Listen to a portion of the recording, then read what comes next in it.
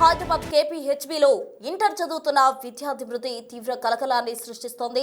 Inter first year చదువుతున్న శ్రీకేతన్ మృతి పలు అనుమానాలకు తావిస్తుందని చెప్పాలి. అయితే తన కుమారుడు ఉరి వేసుకుని చనిపోయేంత పిరికివాడు కాదు, చాలా ధైర్యవంతుడు అంటూ కూడా తండ్రి బలరాం చెప్తూ ఉన్నారు. మాకు చెప్పకుండా గాంధీకి డెడ్ బాడీ ఎందుకు తీసుకెళ్లారంటూ కూడా ఆయన ఆగ్రహం వ్యక్తం చేస్తున్న పరిస్థితి.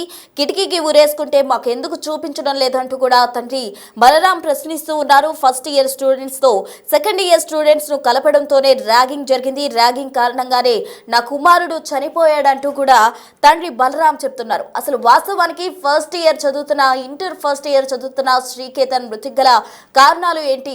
మనం విజువల్స్ లో కూడా చూడొచ్చు. తల్లి కృంగిపోతున్న పరిస్థితి, తల్లి ఎంతగానో విలపిస్తుంది. తన కుమారుడు మృతి పట్ల ర్యాగింగ్ వల్లే కొడుకు చనిపోయాడంటూ కూడా తండ్రి అయితే అనుమానం వ్యక్తం చేస్తూ ఉన్నారు. కిటికీకి ఉరేసుకుంటే మాకెందుకు చూపించడం లేదంటూ కూడా తండ్రి ప్రశ్నిస్తున్న పరిస్థితి. మొత్తంగా శ్రీకేతన్ మృతి అక్కడ పలు వివాదాలకు దావతీస్తుందని చెప్పాలి. ఎందుకంటే ఇంటర్ విద్యార్థి ర్యాగింగ్ కారణంగానే సెకండ్ ఇయర్ స్టూడెంట్స్ తో కలిపినప్పుడు ర్యాగింగ్ జరిగింది. ఆ ర్యాగింగ్ కారణంగానే తన కుమారుడు చనిపోయాడు. తన కుమారుడు ఉరేసుకున్నంత పిరిగివాడు కాదు, చాలా ధైర్యవంతుడు కూడా తండ్రి చెప్తూ ఉన్నారు. తండ్రి చెప్పిన మాటలను బట్టి చూస్తే శ్రీకేతన్ మృతికి ర్యాగింగే ప్రధాన కారణమా, లేక ఇతరత్రా ఏమైనా కారణాలు ఉన్నాయా అనే అనుమానాలు అయితే తలెత్తు ఉన్నాయో. అసలు ఒకసారి స్పాట్ చూద్దాం.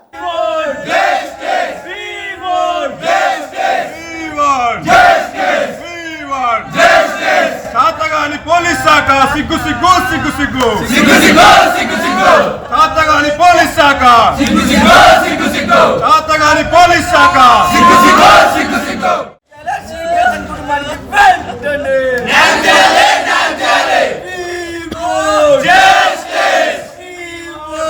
వచ్చారు. ఇప్పుడు దాకా ఎవరినో వీళ్ళందరూ ప్రొడక్షన్ వాళ్ళకి మాకేం లేదు.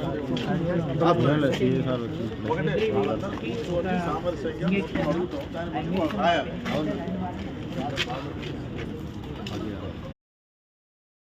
ఇంటర్ ఫస్ట్ ఇయర్ చదువుతున్న శ్రీకేతన్ మృతికి గల కారణాలు ఏంటి? ఉరేసుకొని చనిపోయాడని చెప్తే మాకెందుకు చూపించడం లేదు అంటూ కూడా తండ్రి ప్రశ్నిస్తున్నారు. మరోవైపు తల్లి కుమారుడి మృతితో విలువెల్లాడుతున్న పరిస్థితి. ర్యాగింగ్ కారణంగానే తమ కుమారుడు చనిపోయాడంటూ కూడా కుటుంబ సభ్యులు ఆరోపిస్తున్నారు. అసలు కుటుంబ సభ్యులు శ్రీకేతన్ మృతి పట్ల ఏమంటున్నారు? ఇప్పటికే తల్లిదండ్రులు విలువెల్లాడిపోతున్న పరిస్థితి, కన్నీరు మున్నీరుగా విలపిస్తున్నారు. అసలు కుటుంబ సభ్యులు దీనికి సంబంధించి ఏమంటున్నారు? వారి మాటల్లోనే తెలుసుకుందాం. కొడుకుని ఇంటర్ ఫస్ట్ ఇయర్లో ఇక్కడ జాయిన్ చేసినావు. జాయిన్ చేసినప్పుడు 120 మెంబర్స్ అన్నారు. రూమ్కి ముగ్గురు ఉంటారు, ఒక్కొక్కసారి 4 ఉంటారని చెప్పారు సార్. జాయిన్ చేసాము, అంతా బాగుంది. తర్వాత వాడికి మేము వచ్చి చూస్తూనే ఉంటాము, సార్ వాళ్ళకి కాల్ చేస్తూనే ఉంటాము, చెప్తూనే ఉంటాం. సార్ మాకు ఏదైనా చెప్పండి సార్, ఏ ప్రాబ్లం ఉన్నా చెప్పండి, ఏదున్నా చెప్పండి, మేము వస్తాము, మాతో మాట్లాడించండి అని చెప్తూనే ఉంటాం సార్. అయినా కానీ వచ్చిన గంట సేపు కూర్చోబెడతారు కానీ వచ్చి మాట్లాడియరు సార్. మా బాబుని అస్సలు మాట్లాడియరు. ఏదో బతిలాడి తీసుకొచ్చి మాట్లాడతాం సార్ వాడితో. అవుటింగ్ ఏమన్నా అయ్యారు. ఒక 2 రోజుల క్రితం నాకు ఫోన్ చేసిండు సార్. నైట్ టైంలో ఫోన్ చేసి, మమ్మీ నాకు ఎట్లనో అనిపిస్తుంది మమ్మీ, నాకు మీరు డబ్బులు ఎక్కువ పెడుతున్నారట, మీరు నా కోసం డబ్బులు ఖర్చు పెడుతున్నారట అంటున్నారు మమ్మీ అన్నాడు సార్. అదేంటి నాన్న అట్లా ఎందుకు అనుకుంటావు, ఏమనుకోకు నాన్న అంటే, నాకు ఏదేదో అంటున్నారు మమ్మీ, నాకు ఏదేదో అనిపిస్తుంది మమ్మీ అని కాల్ చేసి పెట్టేశాడు సార్. తర్వాత నెక్స్ట్ మా తమ్ముడే పంపించాను సార్ కాలేజీకి. పంపిస్తే అడిగితే తర్వాత చెప్తాలే మమ్మీ, ఇక్కడ సార్ వాళ్ళు ఉన్నారు, ఇంటికి మళ్ళీ అవుటింగ్ తీసుకెళ్ళు, అప్పుడు వచ్చాక చెప్తా మమ్మీ అన్నాడు. అంతే సార్. ఇక తర్వాత ఏమైంది ఏమో సార్. మంచిగా అంత హైట్ ఉంటాడు సార్ నా కొడుకు, యాక్టివ్గా ఉంటాడు సార్, మంచిగా ఉంటాడు సార్ నా కొడుకు. మేము ఎప్పటికప్పుడు కనిపెట్టుకుంటూనే ఉంటున్నాం సార్. సార్ వాళ్ళకి కూడా కాల్ చేస్తే ఎవరు రెస్పాన్స్ అవ్వరు. మా బాబు ఎట్లున్నాడని అడిగినా చెయ్యరు, ఏం చెయ్యరు. ఫీజుల కోసం మాత్రం ఫోన్ చేస్తారు సార్ వాళ్ళు. నా కొడుకుని వాళ్ళు చూడలేదు సార్, పట్టించుకోలేదు సార్. నాకు ఫోన్ చేసి బాధపడ్డాడు సార్. ఏం జరిగింది చెప్పు నాన్న అంటే, చెప్పేలోపు ఇట్లా అయిపోయింది సార్. ఏం జరిగిందో తెలియట్లేదు. నా కొడుకు ఈ కాలేజీలో హైదరాబాద్ విజ్ఞాన కాలేజీలో మా తమ్ముడు కొడుకుని ఫస్ట్ ఇయర్లో జాయిన్ చేసినామండి. ఫస్ట్ ఇయర్ జాయిన్ అయిన పిల్లగాడు మంచి చురుకు ఉండే, 10th క్లాస్ కూడా మంచి మార్కులు వచ్చినాయి. మంచి మార్కులు వచ్చిన తర్వాత ఇక్కడ ఎంపీసీగా జాయిన్ చేసినాం. పిల్లగాడు చురుగ్గా ఉండేది, మంచిగా చదువుకున్నాడు. ఫస్ట్ ఇయర్ వాళ్ళే ఉన్నారు, సీనియర్స్ లేరు, మీరు జాయిన్ చేయండి చెప్తే జాయిన్ చేసినాం సార్. ఆ తర్వాత సీనియర్స్ కూడా తీసుకున్నారు. ఇక్కడ సీనియర్స్ వల్ల పిల్లగాడు చెప్తా ఉన్నారు, ర్యాగింగ్ చేస్తా ఉన్నారు, ఇబ్బంది అవుతా ఉంది, మేనేజ్మెంట్ పట్టించుకోవట్లేదు, చూడని చెప్తా ఉన్నాడు సార్. ఎన్నిసార్లు మేనేజ్మెంట్ చెప్పినా ఎలాంటి పట్టింపు లేదు సార్. చాలాసార్లు చెప్పిన మేనేజ్మెంట్ వాళ్ళకి ఫోన్ చేసి చెప్పిన, పిల్లగాడిని తీసుకుని పోవాలన్నా ఏమన్నా పర్మిషన్ అయితే ఇవ్వట్లే, కానీ ఫీజులు మాత్రం ముందే వసూలు చేస్తా ఉన్నాం సార్. రాత్రి అనుకోకుండా జరిగిందనేసి మా తమ్ముడికి ఫోన్ రావటంలో మేము రాత్రి హుటాహుటిన ఇక్కడ హైదరాబాద్ 2:30కి వచ్చినాం సార్. రాత్రి నుండి వచ్చినా కానీ పోలీస్ డిపార్ట్మెంట్లో మనం ఇక్కడనే ఆపుతాంలే, కానీ మేనేజ్మెంట్ వాళ్ళు ఇప్పుడు వరకు ఒక్కళ్ళు కూడా వచ్చిన దాఖలాలు లేవు సార్. పిల్లగాడు ఎక్కడ ఉన్నాడు, హాస్టల్ ఇక్కడ ఉన్నాడా, లేకుంటే మార్చిలో ఇక్కడ గాంధీ హాస్పిటల్ అయితే ఏ హాస్పిటల్ పెట్టారో మాకు చూపెట్టంటే చూపెట్టే వాళ్ళే లేరు సార్.